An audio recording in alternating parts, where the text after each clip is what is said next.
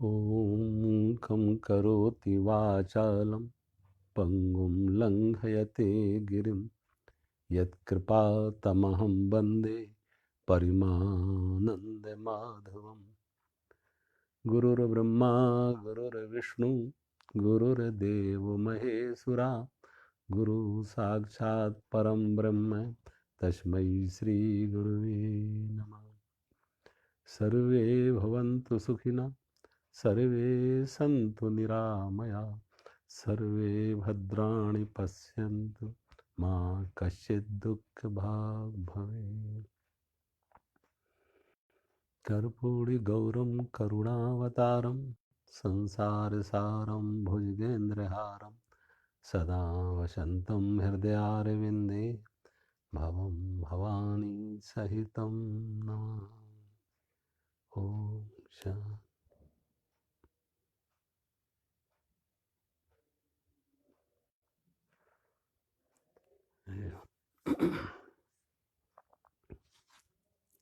ॐ पूर्णमदः पूर्णमिदं पूर्णात् पूर्णमुदच्यते पूर्णस्य पूर्णमादाय पूर्णमेवावशिष्यते।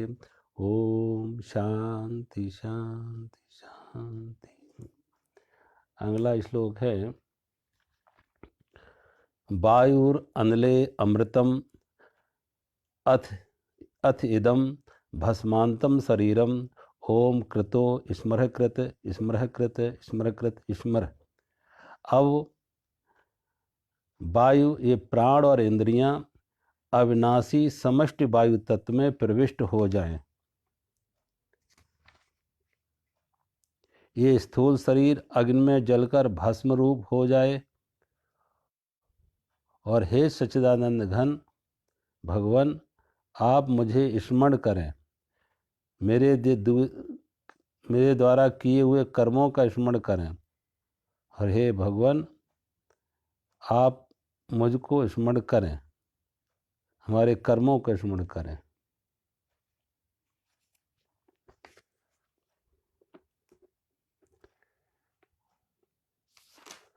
ऋषि कह रहे हैं कि हम आप मौत के समय ये हमारे प्राण और इंद्रियां अविनाशी समष्ट वायु तत्व में प्रविष्ट हो जाएं और यह स्थूल शरीर अग्नि में जलकर भस्म रूप हो जाए।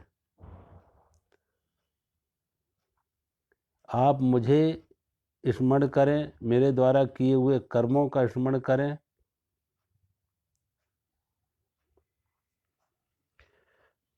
ऋषि यहाँ कह रहे,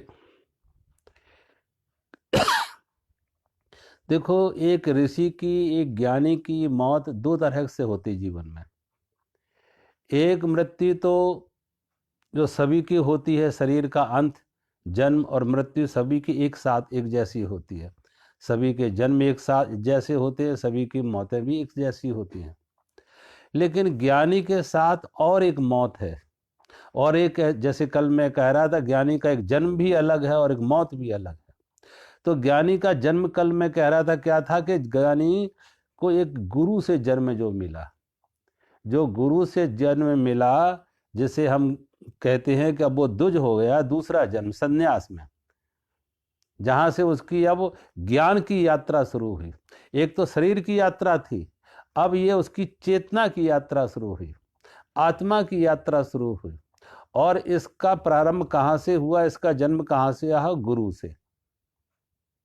वो नहीं, किसी ने, मैंने कहा पिछली बार कि भगवान बुद्ध का एक शिष्य भगवान बुद्ध के पास आता, जो बड़ा वयोवृद्ध था।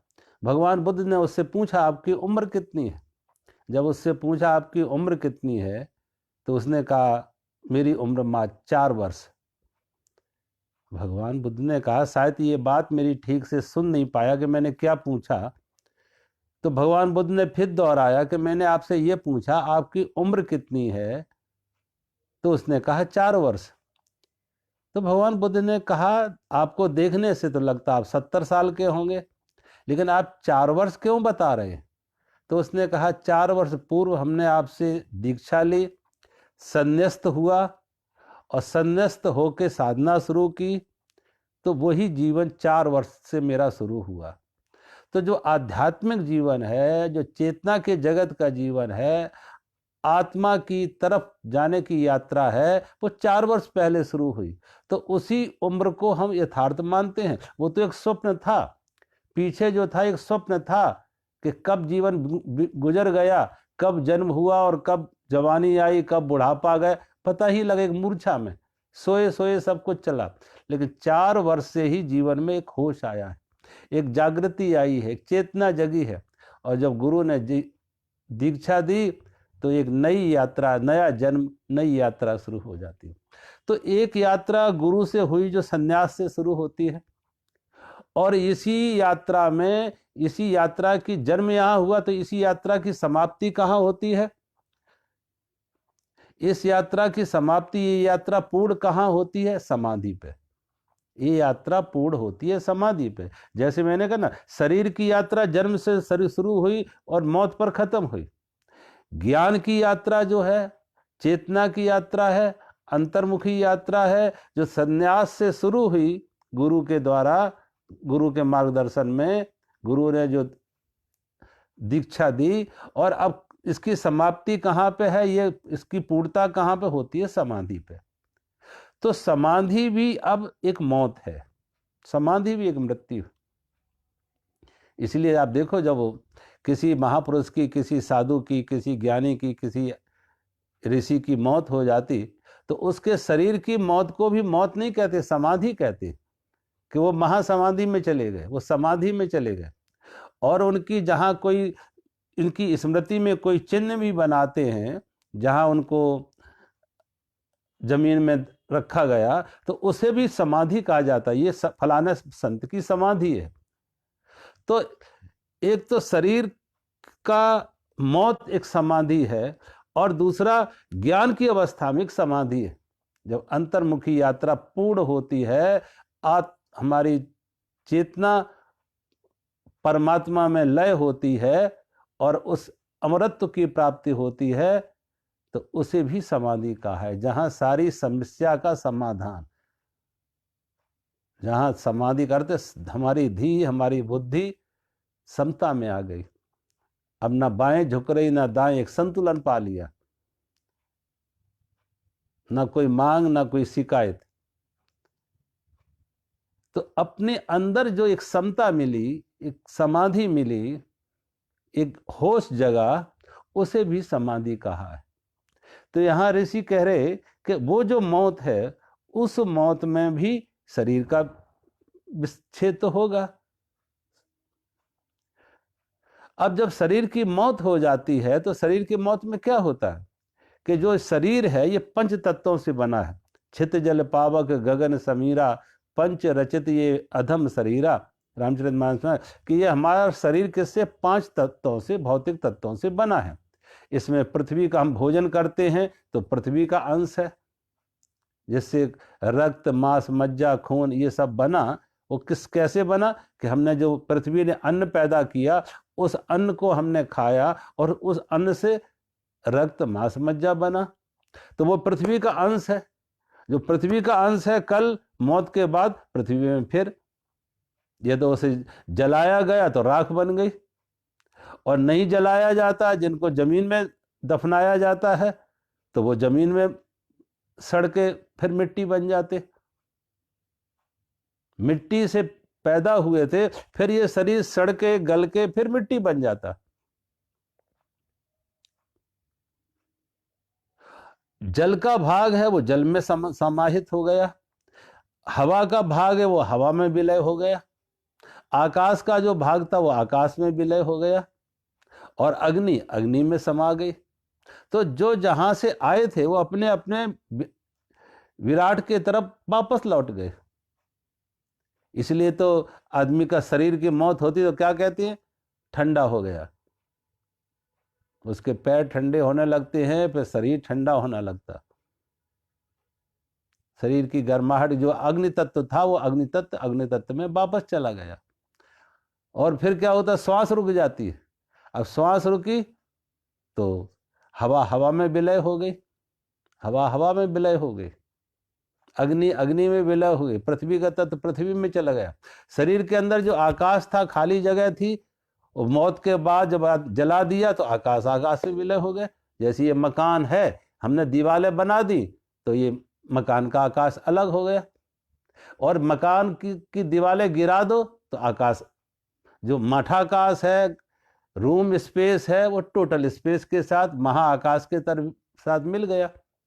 अब उनमें कोई अलग अलग यात्रा नहीं कि अलग मठाकाश अलग है और महाकाश अलग है, बीच में दीवार खड़ी कर दी, एक पार्टीशन हो गया। आकाश का बंटवारा नहीं हुआ, लेकिन बंटवारा दिखने लगा कि कमरे का ये जगह इतनी है। तो जो 5 तत्व थे, वो 5 तत्व अपने अपने तत्वों में जाके विलय हो जाते हैं। तो ऋषि अब अपने इस समाधि की अवस्था में अपने मन को ही कह रहा है। अब मौत में क्या होता है कि मौत में शरीर की मौत हुई, और जब शरीर की मौत हुई तो शरीर के साथ स्थूल शरीर की मौत हुई, लेकिन जो सूक्ष्म और कारण शरीर हैं वो अगले शरीर में प्रवेश करते जाते हैं। उसमें लिखते ना, वासांस जीर्णान यथा विहाय नवानि गृह्णाति नरो पराणि यथा शरीरान विहाय जीर्णान अन्यान संयाति नवान देहि। एक जीवात्मा ऐसे ही शरीर बदलती है, जैसे कोई शरीर पर वस्त्र हम बदलते हैं, जैसे हम शरीर पर वस्त्र बदलते हैं, ऐसे ही जीवात्मा शरीर बदलती है, एक शरीर को छोड़ के दूसरे शरीर में प्रवेश करती है। तो एक शरीर तो ये वस्त्र था बाहर का, ये बाहर स्थूल शरीर बाहर का वस्त्र था, इसे छोड़ के वो हमारा सूक्ष्म इसको कारण शरीर दूसरे शरीर में जाके प्रवेश करती है। अब वो जो सूक्ष्म कारण शरीर है उसके साथ क्या गया, उसमें पंच कर्मेंद्रिय, पंच ज्ञानेंद्रिय, मन बुद्धि चित्त अहंकार। अब जो हमारा मन बुद्धि चित्त अहंकार है वो दूसरे शरीर में जाके, तो जो हमारा अगला जन्म कैसा होगा, अगला जन्म हमारा कैसा होगा, क्योंकि हमारे कर्म कैसे रहे, हमारी वासनाएं कैसे रहे हैं, हमारी कामनाएं कैसी रही हैं। जैसी हमने कामना की है, जैसी वासनाएं जगाई हैं, जैसे हमने कर्म किए हैं, अगला जन्म वैसा निर्धारण होगा।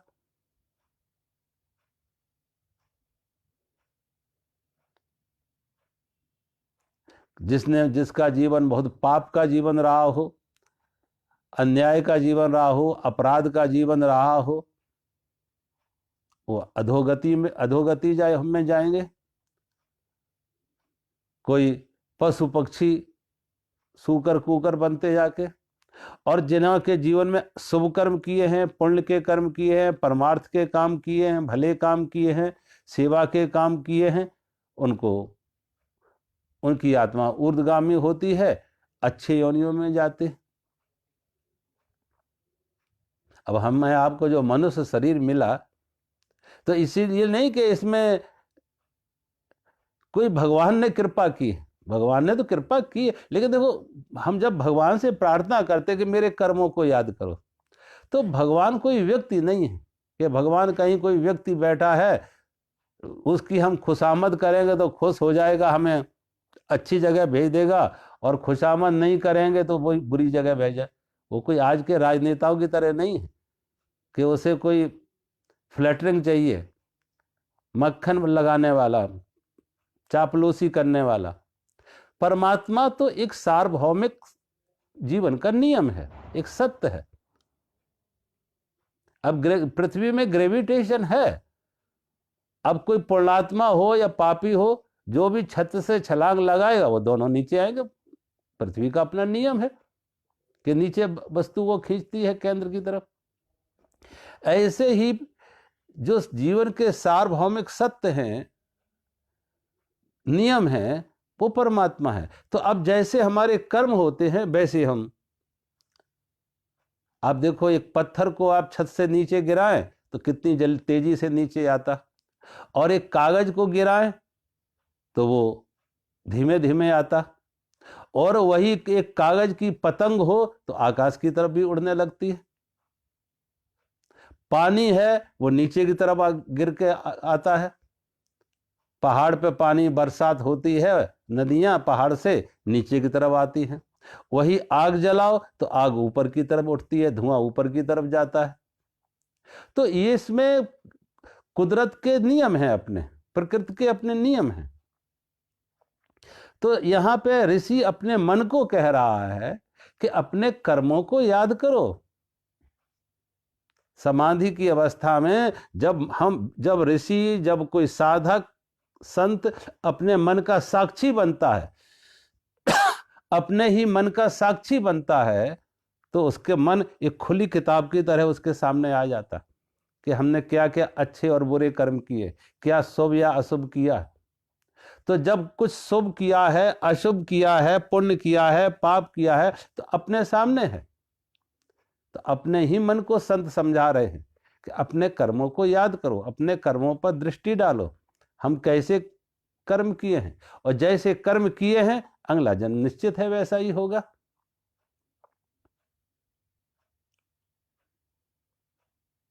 इसमें कोई सिफारिश नहीं चलेगी। कोई कहो कि हमने सिफारिश कोई कर दे, या कहे वहां पे कोई रिश्वत दे दे कि हम तुम्हें ये दे देंगे, वो दे देंगे, तो मुझे कुछ ऊंचे जगह पहुंचा दो, ये नहीं चलेगी। हमारे अपने जैसे भी कर्म हैं, वही कर्म अगले जन्म कैसा हो वो निर्णायक बनेंगे कि अगला जन्म कैसा हो। हमारे कर्मों के अनुसार हमारे कर्म कैसी रही है, हमारी वासनाएं कैसी रही, हमारी इच्छाएं कैसी रही, हमारा मन पे कौन कौन से संकल्प विकल्प आए, शुभ के संकल्प विकल्प आए या अशुभ के संकल्प। तो ऋषि अपने ही मन को संबोधन कर रहा है, अपने ही मन को संबोधित कर रहा है कि कौन को जो जो कर्म की है उसी के अनुसार अगला जीवन का निर्धारण होगा।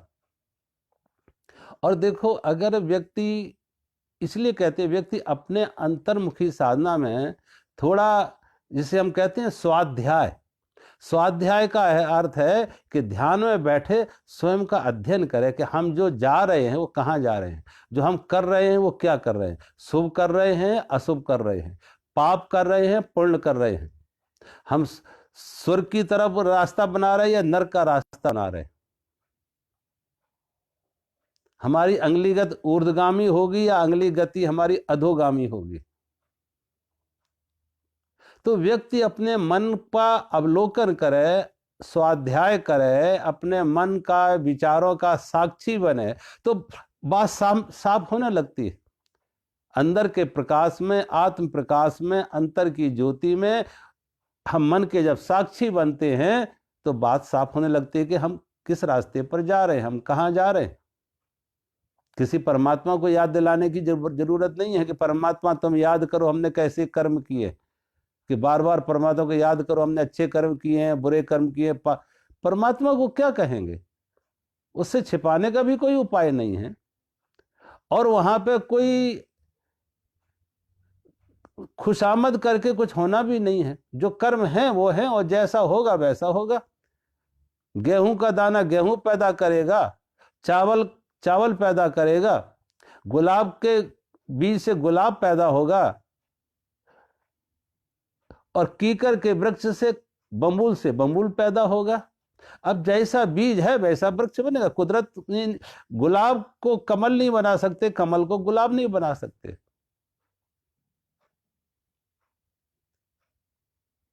तो कुदरत ने जो हमारे अंदर बीज था उसी बीज का प्रगटीकरण किया, बाहर प्रकट किया जो था।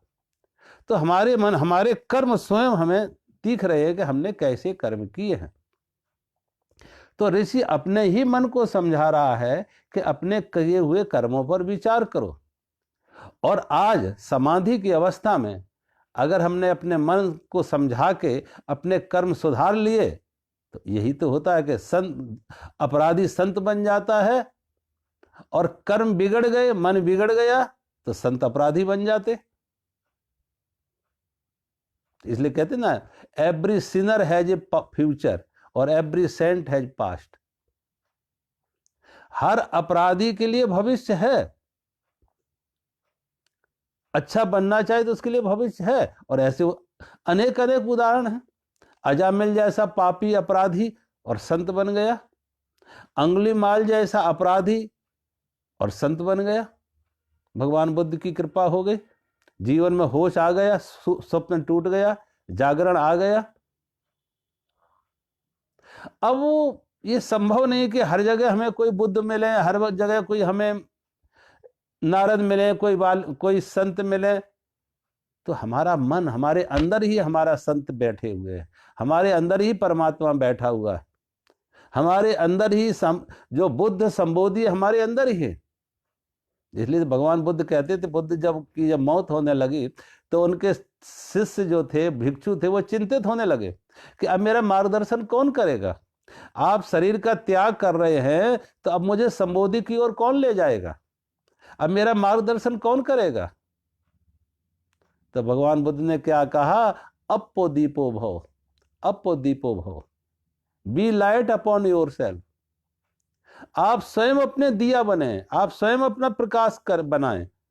आपके अंदर वो दिया है, आपके अंदर वो रोशनी है, आपके अंदर वो प्रकाश है। अपो दीपो भव, आप स्वयं अपना प्रकाश बने। कोई बुद्ध, कोई महावीर, कोई कृष्ण, कोई राम हर समय हर जगह हमें नहीं उपलब्ध हो सकते, लेकिन वो कृष्ण, वो राम, वो बुद्ध हमारे अंदर, हमारी चेतना के रूप में है। इसलिए भगवान बुद्ध ने कहा उससे वो नित्य तुम्हें प्रकाश देगा, दूसरे का प्रकाश बहुत काम नहीं आएगा। अब सूर्य का प्रकाश तो एक समय आया और चला गया, दूसरे ने कोई प्रकाश दिखाया, कुछ समय के लिए रहा, चला गया। लेकिन जो स्वयं अपने अंदर एक प्रकाश है, वो 24 घंटे हमें मार्ग देगा, हर परिस्थिति में, हर स्थान पर हमारा साथ है। अपो दीपो भव।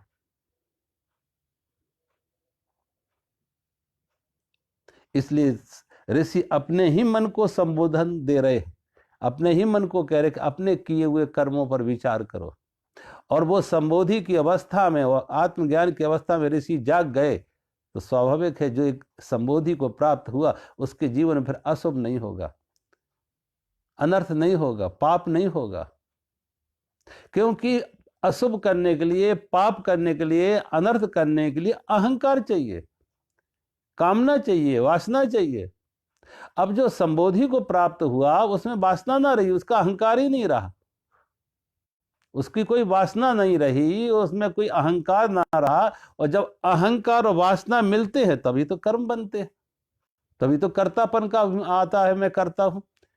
वासना के साथ जब अहंकार जोड़ा, कामना के साथ अहंकार जोड़ा तो कर्तृत्व का भाव बनता है, कर्ता बनता है। अब जब अहंकार ही नहीं है, कोई वासना ही नहीं है, और वासना का, कामना का अर्थ है कि सुख हमसे बाहर है, तो वो भ्रम भी टूट गए कि सुख हमसे बाहर है। सुख हमसे बाहर नहीं है, सुख हमारे अंदर है, सुख का स्रोत बाहर नहीं है, हमारे अंदर है।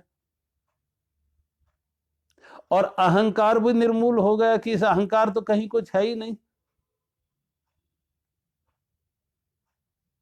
व्यक्ति का जो शरीर के साथ, मन के साथ, विचारों के साथ तादात्म्य था, वो तादात्म्य भी छूट गया, वो भी टूट गया कि ये शरीर मैं नहीं हूं, ये विचार नहीं हूं, ये इंद्रियाएं मैं नहीं हूं, ये मन मैं नहीं हूं, वो तादात्म्य टूट गया। अहंकार इन्हीं का जोड़ था, अहंकार इन्हीं का जोड़ था कि शरीर के साथ हमने अपने को जोड़ा, विचारों के साथ अपना जोड़ा, इंद्रियों के साथ हमने अपने को जोड़ा और वो अहंकार बना लिया। जब देखा मैं ये हूं ही नहीं, शरीर भी मैं नहीं हूं, मन भी नहीं, विचार नहीं, तो अहंकार कहां खड़ा होगा। अहंकार के लिए जमीन ही खत्म हो गई खड़े होने की, कहां टिकाओगे। ये मैं नहीं रहा तो मेरे खत्म हो गए, क्योंकि मैं और मेरे एक दूसरे के पूरक हैं। जब मैं ही ना रहा तो मेरे कैसे खड़े होंगे। अहंकार गया तो ममता भी गई, और जब अहंकार ममता गए, मैं और मेरे गए, तो अब सोचो कि यहां पे कौन पाप कैसे व्यक्ति करेगा। पाप करने के लिए अहंकार चाहिए, हमें ये चाहिए, ये नहीं चाहिए, हमें लाभ चाहिए, हानि नहीं चाहिए, मान चाहिए, अपमान नहीं चाहिए, सुख चाहिए, दुख नहीं चाहिए, मित्र चाहिए, शत्रु नहीं चाहिए। अब जो नहीं चाहिए, जो नहीं चाहिए उसे मिटाने के लिए हम हर प्रयास करेंगे। लाभ चाहिए तो लाभ पाने के लिए हर बुराई करने को तैयार, शत्रु को मिटाने के लिए हर बुराई करने को तैयार। जो नहीं चाहिए उससे कैसे बचें? और वो जो चाहिए वो एन कैन प्रकारेण, जो चाहिए वो एन कैन प्रकारेण, किसी भी प्रकार से प्राप्त हो, छल से, बल से, धन से, कैसे भी, पाप से, पुण्य से, न्याय से, अन्याय से, जो चाहिए वो मिले, बस जो चाहिए वो मिले, उसके लिए साधन गौड़ हो जाते। मुख्य उसका प्रमुख क्या हो गया? चाहिए, जो चाहिए वो पाना है, हर कीमत पे पाना। तो सोचो, फिर उसके लिए कोई भी रास्ता, बुराई का रास्ता लेगा, पाप का रास्ता लेगा, अनर्थ का रास्ता लेगा। तो अब ये चुनाव कौन कर रहा? क्योंकि अहंकार है, बाहर सुख खोज रहा है वस्तुओं और व्यक्तियों में। वस्तु चाहिए, व्यक्ति चाहिए, धन चाहिए, मान चाहिए, प्रतिष्ठा चाहिए। और जो आत्मज्ञानी हो गया, उसको उसका ये सारा का सारा धूल झड़ गई, सारा स्वप्न से जाग गए। न इस धन में कुछ है, न पद में कुछ है, न प्रतिष्ठा में कुछ है, ये एक स्वप्न है। जिसने अपने अंतर्मुखी यात्रा की है, अंतर से उसको जो तृप्ति मिली है, अंतर आनंद मिला है, अंतर से जो ज्योति जगी है, उससे उसके सारे के सारे भ्रम टूट गए, सारे के सारे स्वप्न टूट गए। तो उससे बुराई की कोई संभावना नहीं, वो बुराई करेगा कैसे? और जब बुराई नहीं करेगा तो ये बुराई न कर, यही मन की मौत है, मन से मुक्त हो गया, वो मन से मुक्त हो गया। तो संत ऋषि अपने ही मन को समझा रहे कि अपने किए हुए कर्मों पर विचार करो, स्मरण करो कि हमने क्या किया, अच्छे कर्म किए हैं, बुरे कर्म किए हैं, उन पर विचार करो। और अब जो अच्छे या बुरे जो भी कर्म किए हैं, कर्तापन के भाव से मुक्त हो जाओ। 3 तरह के जो कर्म हैं,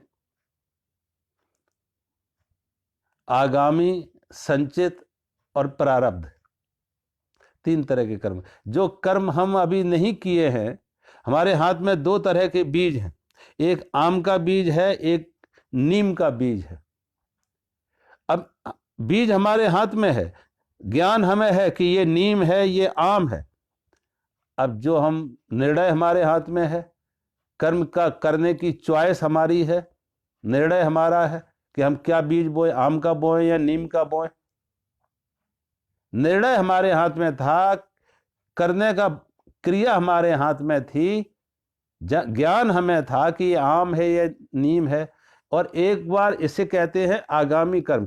अब जो काम हमने किया, नीम बोया तो आज नहीं कल वो नीम के कड़वाहट आएगी, आम बोया तो आम के मीठे फल आएंगे।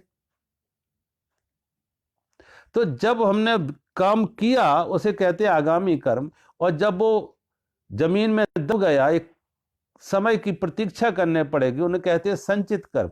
अब वो डिपॉजिट है, संचित हैं, और समय आके जब उनसे फल आने शुरू हुए, आम या नीम के जो फल आने शुरू किए, तो अब कहा प्रारब्ध।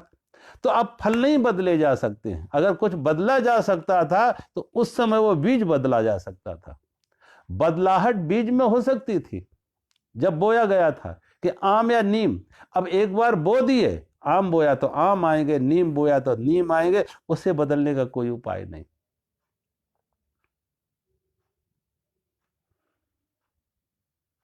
अब ये 3 तरह के कर्म, अब वो हमारे बंधन के कारण बनेंगे। शुभ या अशुभ जो हमने किए हैं वो बंधन के कारण बनेंगे, क्योंकि अहंकार से प्रेरित होकर किए हैं।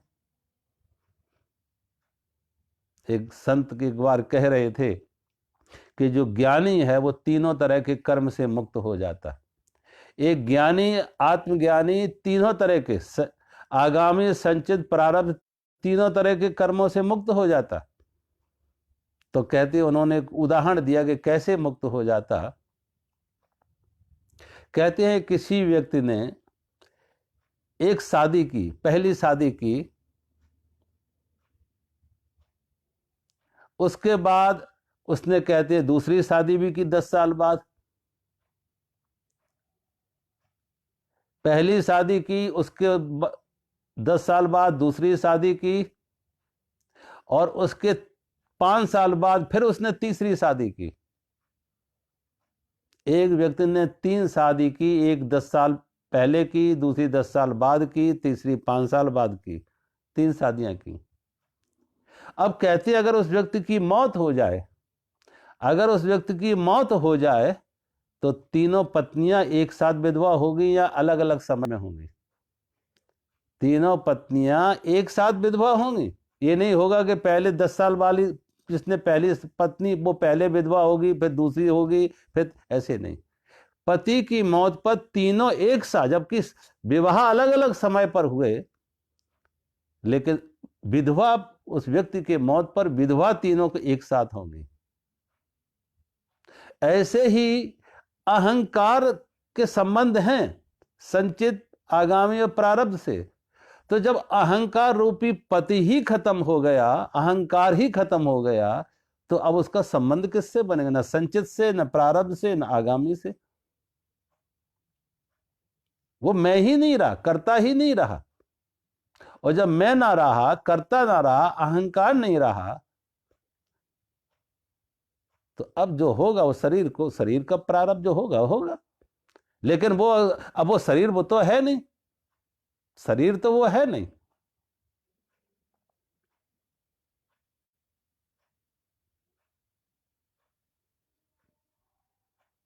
एक दिन कहते हैं, एक बार कहते मुल्ला नसरुद्दीन एक दिन प्रसाद बांट रहे थे।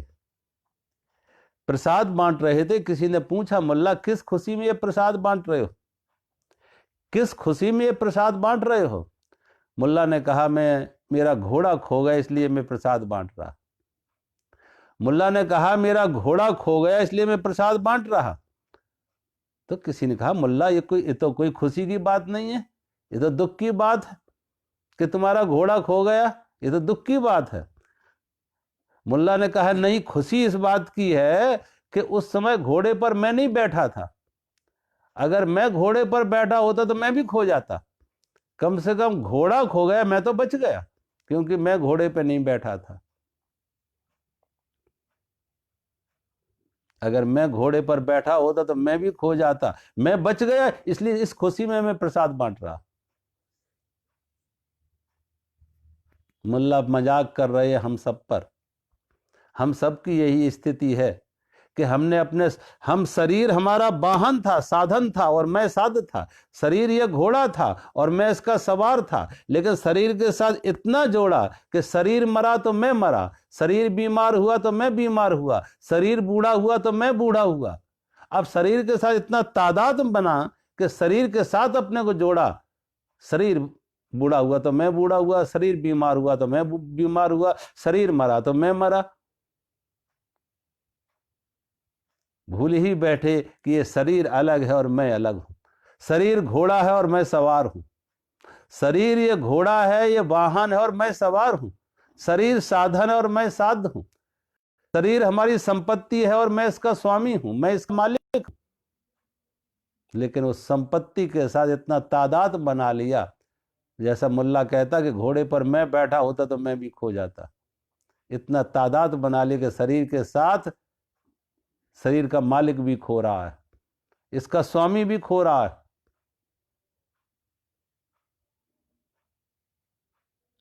इसलिए संत ऋषि अपने मन को ही संबोधन दे रहे हैं कि अरे मन, बार बार अपने कर्मों को याद कर और अपने कर्मों को सुधार। अपने कर्मों को याद कर और अपने कर्म सुधार। अगर हमारे कर्म सुधर गए तो जीवन सुधर गया, आवागमन से मुक्त हो गए।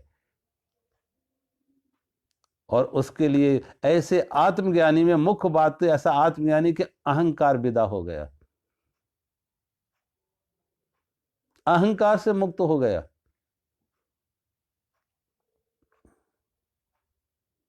अहंकार की कोई सत्ता नहीं थी।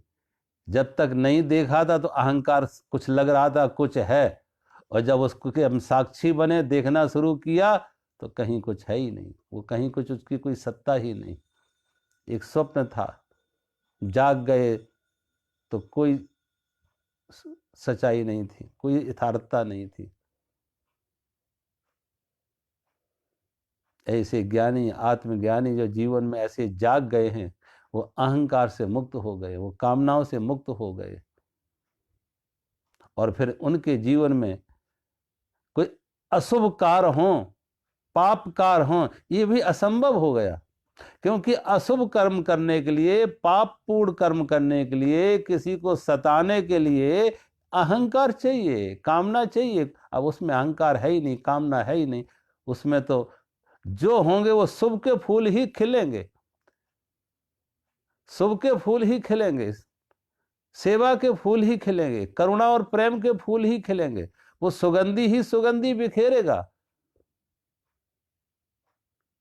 जिसके जीवन में अहंकार मुक्त हो गया, अहंकार से रिक्त हो गया, जीवन में जाग गया, उसके जीवन में सब कुछ मंगल ही मय होगा, मंगल ही मंगल होगा, शुभ ही शुभ होगा। तो ऋषि अपने ही मन को समझा रहे, अरे मन, हमारा हमारा श्वास श्वास श्वास जो है वो बाहर की हवा में पूर्ण के साथ विलय हो गई। शरीर जो था, जो पृथ्वी तत्व से बना है, वो पृथ्वी तत्व में भस्म के रूप में विलय हो गया।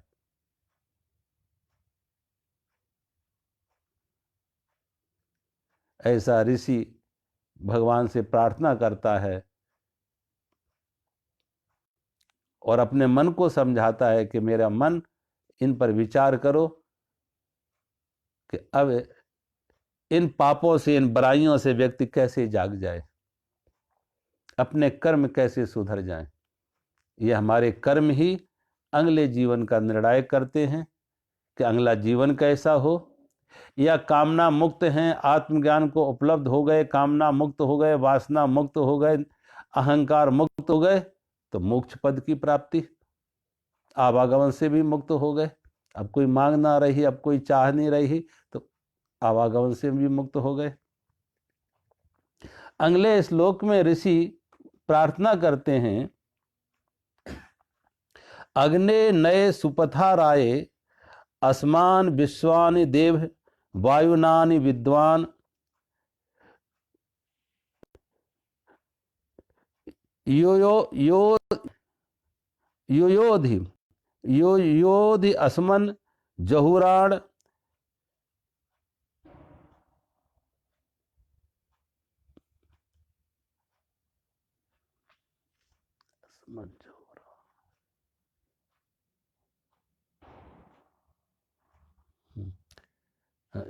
योयोधि अस्मत् जहुराणाम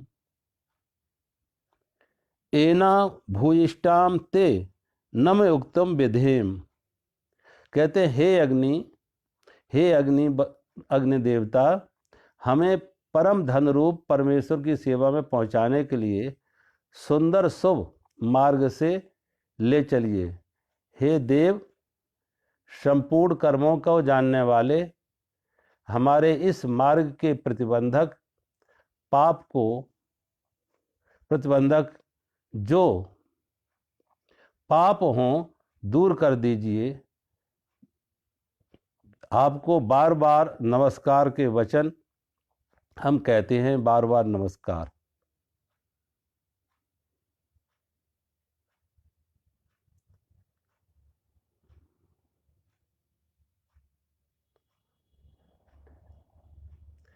तो अग्नि देवता से ऋषि प्रार्थना करे, हे अग्नि देवता, कि हमें परम धन रूप परमेश्वर की सेवा में पहुंचाने के लिए शुभ उत्तरायण मार्ग से ले चलिए। आप हैं, उनको हमसे दूर कर दीजिए। बार बार अग्नि देवता को नमस्कार कर रहे हैं। अब देखो, लगभग सभी धर्मों में अग्नि की उपासना की गई है। अब पारसी धर्म वालों के मंदिर में आप जाएं, वहां कुछ नहीं मिलेगा, अग्नि की पूजा मिलेगी, अग्नि मिलेगी जलती हुई हर समय। हमारे यहाँ भी यज्ञ करते हैं ऋषि, तो यहाँ भी यज्ञ में, हवन में अग्नि की ही उपासना होती है, अग्नि की ही पूजा होती है। और ज्ञान को भी चूंकि कहा कि अस्तो माँ सदगमय, तमसो माँ ज्योतिर्गमय, मृत्यु माँ मृतम गमय। भगवान से प्रार्थना की, हे परमात्मा, मुझे असत से सत की तरफ, अज्ञान से ज्ञान की तरफ, जन्म मृत्यु से अमृत की तरफ, अंधकार से प्रकाश की तरफ ले जाओ। तो प्रकाश जो है वो परमात्मा है, प्रकाश सत्य है, प्रकाश ही ज्ञान है और प्रकाश ही अमृत है और प्रकाश ही परमात्मा है। अग्नि की आप विशेषता देखें,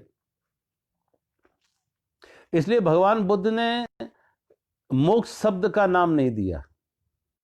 भगवान बुद्ध ने मोक्ष शब्द ना देकर भगवान बुद्ध ने निर्वाण शब्द दिया कि निर्माण में क्या होता है। वो निर्माण कहते ऐसे है जैसे ज्योति जल रही है और एक ज्योत जल के बुझ गई, या एक ज्योत जल कर, अब जब ज्योत जलती हुई दिख रही तो ये नहीं एक ही जल रही, एक जली खत्म हुई, एक जली ये खत्म हुई, लेकिन उसके बीच में कोई गैप नहीं दिखता, अंतराल नहीं दिखता, इसलिए हमें लगता है एक ही ज्योत जल रही है।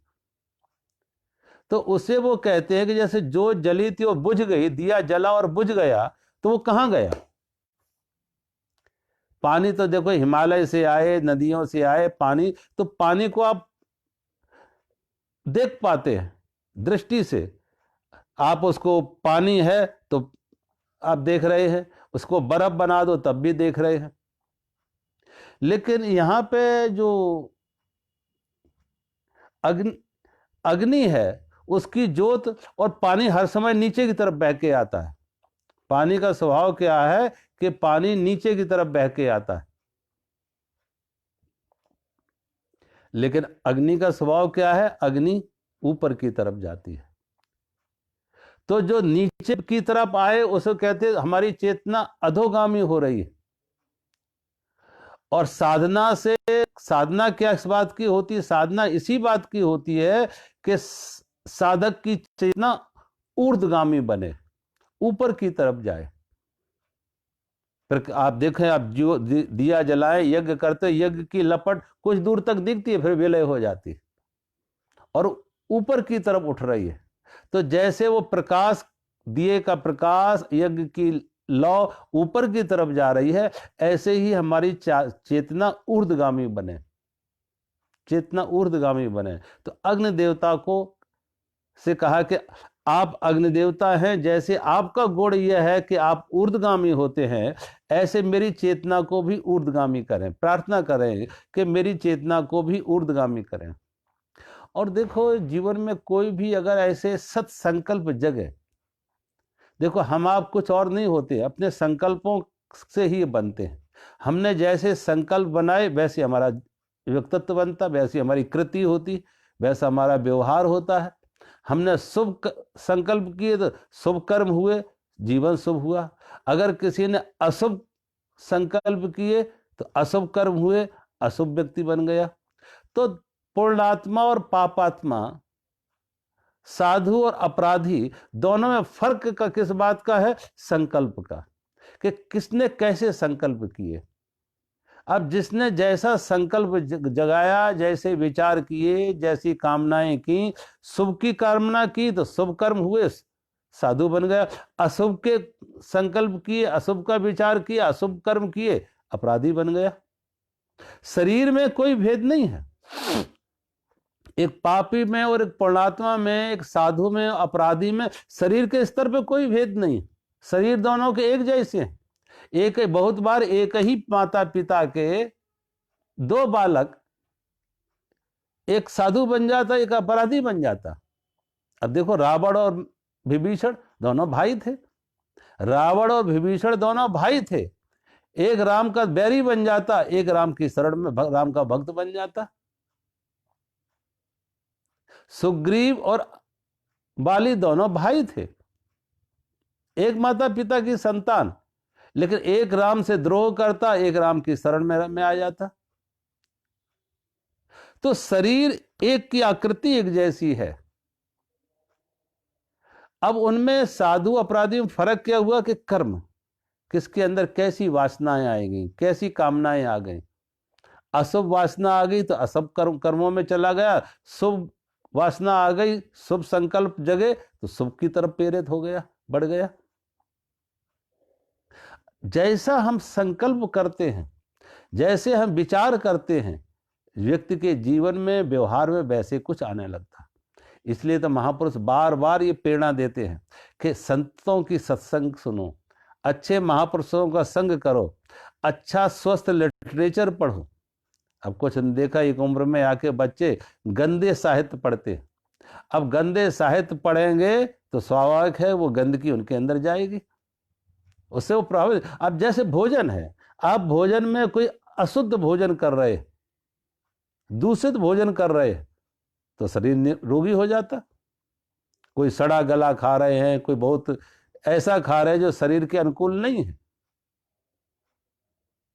तामसिक है, तो शरीर रोगी हो जाता। कि हमने शरीर को जो आहार दिया था वो आहार कैसा दिया है।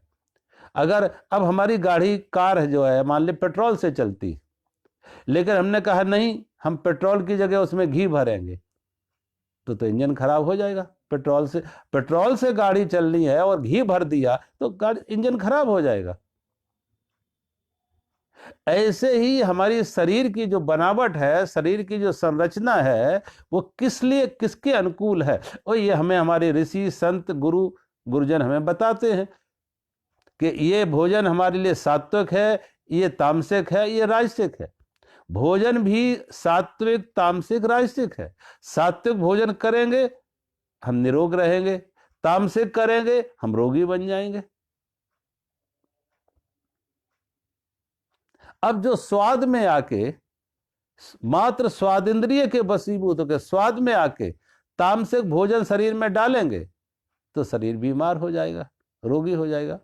तो जैसे शरीर को हमने जो नहीं भोजन देना था वो भोजन दिया तो रोगी बना दिया, ऐसे ही हम अपने मन को खुराक देते हैं। आंख से क्या देखते हैं, कान से क्या सुनते हैं।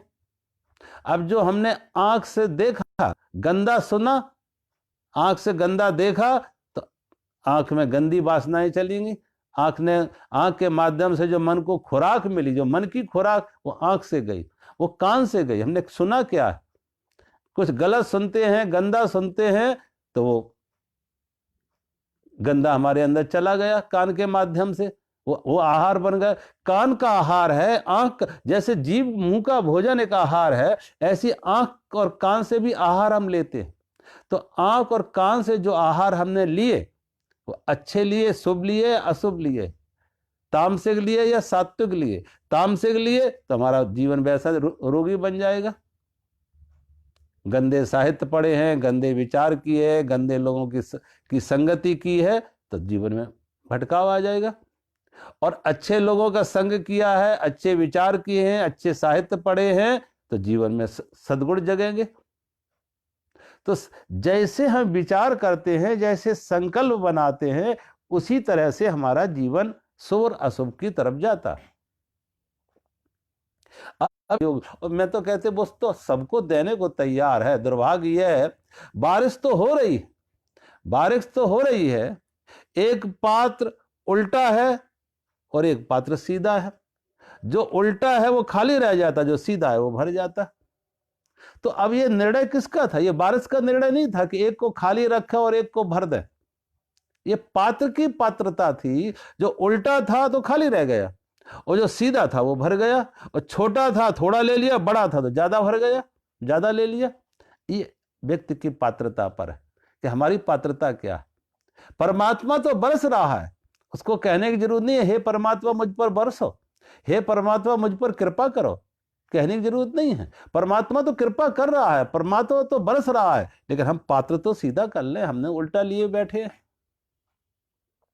सूर्य निकला हुआ और हम आंख बंद कर रहे हैं, हवाएं चल रही हैं, सूरज निकला हुआ है, हम दरवाजे खिड़कियां बंद किए अंधेरे में बैठे हैं, घुटन महसूस कर रहे हैं। दरवाजे खिड़कियां खोल दो, सूर्य की रोशनी आने को तैयार है। तो जब हम परमात्मा की अनुकंपा महसूस कब करते हैं? जब हम अपनी पात्रता बनाते हैं। और जब हम अपनी पात्रता बनाते हैं तो व्यक्ति की मौत किसी परिस्थिति में हो, ये नहीं होता कि उत्तरायण में ऐसा है और दक्षिणायन में ऐसा है। ये उत्तरायण और दक्षिणायन ये भी हमारे मन की अवस्था है। ये उत्तरायण और दक्षिणायन ये भी हमारे मन की अवस्था है। हमारे अंदर शुभ संकल्प है, शुभ हमारा जीवन है, तो दक्षिणायन भी उत्तरायण है।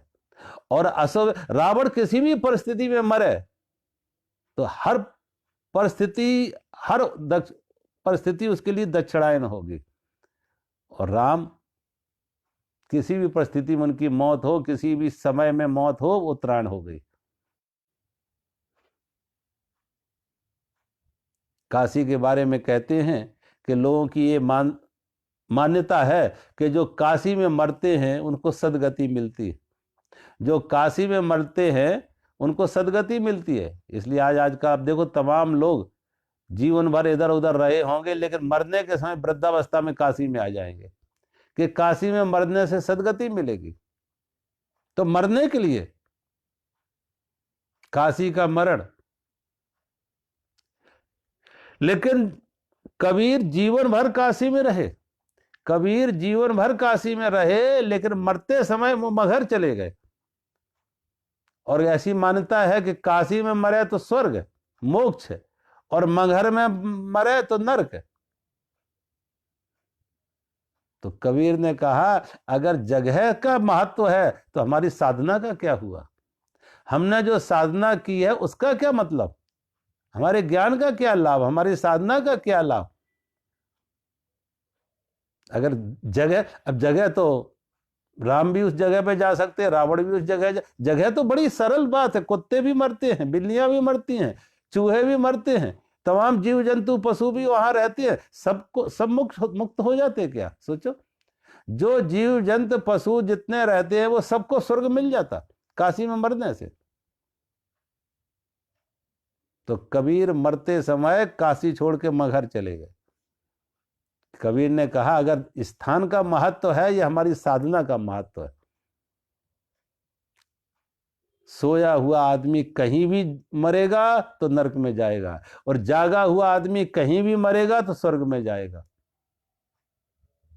बुरा आदमी कहीं भी मरे तो नरक में जाएगा, और भला संत कहीं भी मरेगा तो स्वर्ग में जाएगा। जगह का महत्व नहीं है, उसके अपने कर्म कैसे, उसने जीवन कैसा जिया, शुभ का या अशुभ का, पाप का या पुण्य का। मुख्य रूप से हमारे कर्म निर्णायक होते, जगह निर्णायक नहीं होती, कर्म निर्णायक होते। इसलिए कि ये नहीं है, इन मान्यताओं में लोग पड़ जाते हैं कि उत्तरायण में मरेंगे।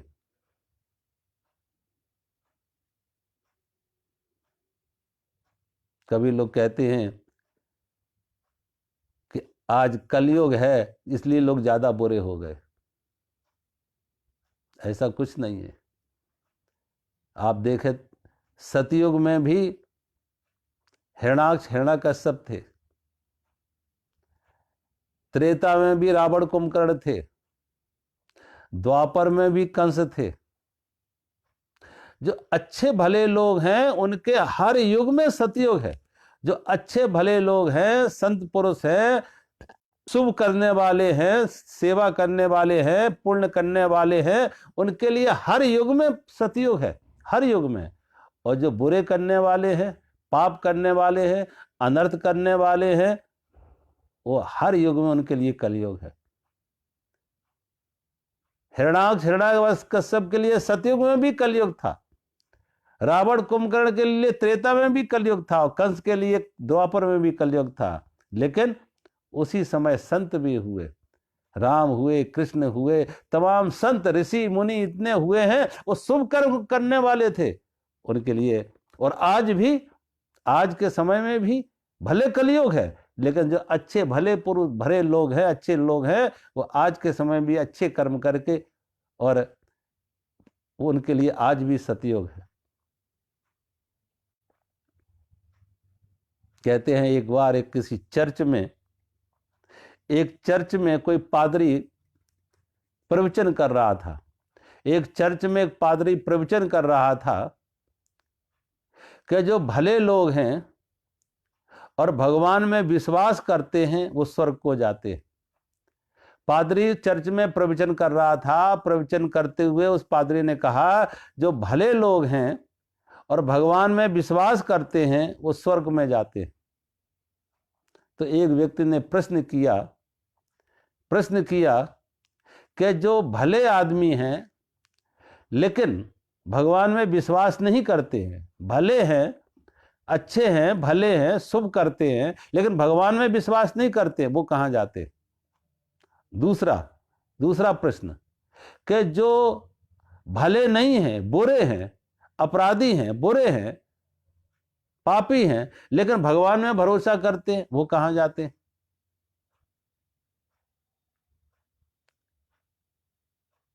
जब ये प्रश्न पूछा पादरी से तो पादरी निरुत्तर हो जाता। अब क्या कहे? अगर वो ये कहे नहीं, भले लोग भले भगवान में विश्वास ना करें वो स्वर्ग में जाते हैं, तो भगवान का विश्वास करना किस काम का? फिर क्यों बीच में भगवान को लाया जाए? शुभ कर्म करेंगे तो हम पुण्य स्वर्ग में जाएंगे, भगवान को बीच में क्या क्यों लाएं?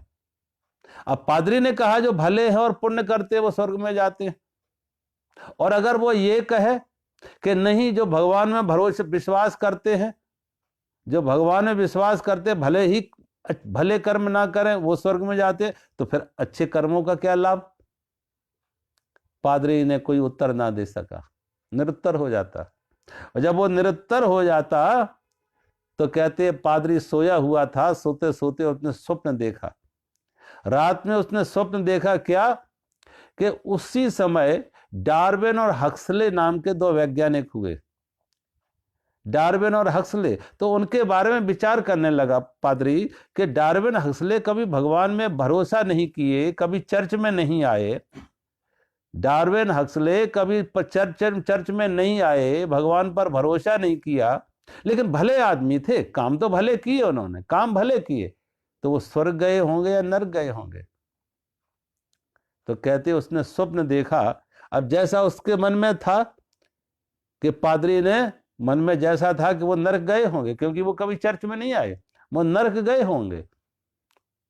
तो कहते हैं उसने स्वर्ग नर्क में उसने जाके डार्विन हक्सले से मिलने गया पादरी। नर्क में उन्हें पूछा, उसने जाके द्वारपालों से नर्क में जाके कि डार्विन हक्सले कहाँ गए? तो उन द्वारपालों ने बता दिया कि डार्विन हक्सले दोनों नर्क में गए। नर्क में गए कि वो कभी चर्च में नहीं आए थे, नर्क में गए। अब पादरी तो नर्क में ही भेजेगा, क्योंकि जो मंदिर में नहीं आए, चर्च में नहीं आए, वो नर्क में ही जाएंगे। लेकिन उसने कहा चलो बाबू, नर्क में भी गए हैं तो हम उन्हें उपदेश करने जाएंगे, हम उन्हें समझाने जाएंगे कि तुमने बड़ी भूल की जो चर्च में नहीं आए, तुम बड़ी भूल की जो मंदिर में नहीं आए और प्रार्थना नहीं की। क्योंकि मंदिर में नहीं जाएंगे, प्रार्थना नहीं होगी, तो इनके धंधे कैसे चलेंगे? तो उसने कहा हम जाके उन्हें समझाएंगे, जाके तुमने बड़ी भूल की और अब आगे ऐसे कभी भूल मत करना। लेकिन जब वो नर्क में गया डार्विन हक्सले से मिलने के लिए, तो उसने क्या देखा कि डार्विन हक्सले जहां थे वो तो स्वर्ग से भी ज्यादा सुंदर। डार्विन हक्सले जहां रह रहे थे वो तो स्वर्ग से भी ज्यादा सुंदर जगह है। वो तो कल्पना कर रहा था वहां आग में जलाए जा रहे होंगे, दुर्गंध होगी, तमाम तरह के कीट पतंगों से घिरे होंगे, वो तो नर्क जैसा होगा। लेकिन ये स्वर्ग से भी ज्यादा सुंदर। तो आया था तो डार्विन हक्सले को समझाने के लिए, लेकिन अपना समझाना तो उसने बंद किया। डार्विन हक्सले से ही प्रश्न कर दिया कि मैंने तो सुना था तुम नर्क में आए हो, लेकिन तुमने इस नर्क को भी स्वर्ग कैसे बनाया? डार्विन हक्सले ने कहा जैसा तुमने सुना था बात वैसी थी, मैं नर्क में ही आया था, मैं नर्क में ही आया था। और यहां पे था क्या कि सब कुछ अस्त व्यस्त है। एक जगह बहुत कूड़ा कचड़ा पड़ा हुआ था, गंदगी पड़ी हुई थी, कूड़े का ढेर था। दूसरी तरफ पानी बहुत गंदा भरा हुआ था। तीसरी जगह जमीन बहुत थी। चौथी जगह तमाम तरह के वृक्ष और बीज थे। तो उसने कहा मैंने उनको ठीक से संभाला। जो गंदगी थी उसे हमने खेतों में डाला, खाद बनाई। जो गंदगी थी उसे खेतों में डाल के उसकी खाद बनाई, और जो झाड़ झंकार थे उनकी जगह हमने फूल के बीज बोए। जो गंदा पानी था जिस जगह भर रहा था उसे हमने सिंचाई में काम लिया। लेकिन हमने व्यवस्थित इसे सिर्फ कर दिया, वो व्यवस्थित करने से ही ये स्वर्ग नर्क बन गया, ये नर्क स्वर्ग बन गया। व्यवस्थित करने से चीजें सब उपलब्ध थी, लेकिन अस्त व्यस्त थी, सब अस्त व्यस्त थी। हमने उनको व्यवस्था में लाए ठीक से कि कहां किसकी जरूरत है। जिसे हम गंदगी कहते हैं, वही गंदगी अमृत बन जाती है अगर खेत में खाद का काम कर में डाल दें। अब बेडरूम में रखेंगे तो वो गंदगी है, दुर्गंध देगी, लेकिन उसी गोबर को हम खेत में डालें तो पौधों के लिए अमृत हो जाती है। जो कमरे में दुर्गंधी थी वो वहां पे जाके अमृत बन गई, खाद का काम किया। तो जो अव्यवस्थित थी हमने उसमें व्यवस्था दे दी, और व्यवस्था देने से हमने जो नरक को भी स्वर्ग बनाना जानते हैं उन्हें ही हम अच्छे भले कहते हैं, उन्हें ही आस्तिक कहते हैं। तो संत अपने ऋषि अपने मन को ही समझा रहे हैं कि ए मन, उत्तरायण दक्षिणायन नहीं, अपने शुभ कर्म ही हमें आगे लेके जाएंगे। और अग्नि देवता से प्रार्थना करते, हे अग्नि देवता मेरा मार्गदर्शन करना, कि उनकी अग्नि जो है ज्ञान की प्रतीक है, मुझे मार्गदर्शन करना शुभ मार्ग पर ले जाने के लिए, ले चलने के लिए। और जब ये अंतर मन से भाव जगते हैं तो स्वाभाविक है कि परमात्मा सब प्रकार से अंदर से, देखो बुरा होना बुरा नहीं है, लेकिन बुराई का संरक्षण करना बुरा है। भूल करना भूल नहीं है, भूल को बार बार दोहराना गलत है। जब जागो तब सबेरा।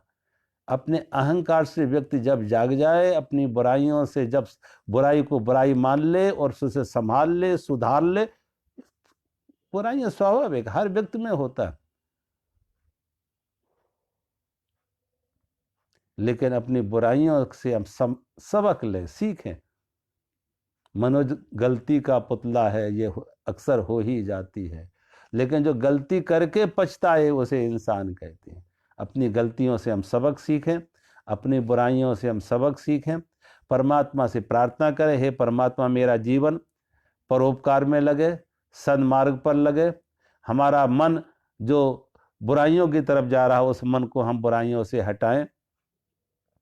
तो आज ये ईशावास्य उपनिषद यहीं पर समाप्त हो रहा है। ओम पूर्णमदः पूर्णमिदं पूर्णात् पूर्णमुदच्यते पूर्णस्य पूर्णमादाय पूर्णमेवावशिष्यते। ओम शांति शांति शांति। कल से आज ईशावास्य उपनिषद खत्म हुआ है। कल से देखते भगवान क्या प्रेरणा देता लेने के लिए। कल से कुछ और विषय पर बात करेंगे। तो आज मेरा सभी को बहुत बहुत प्रणाम। हरि ओम।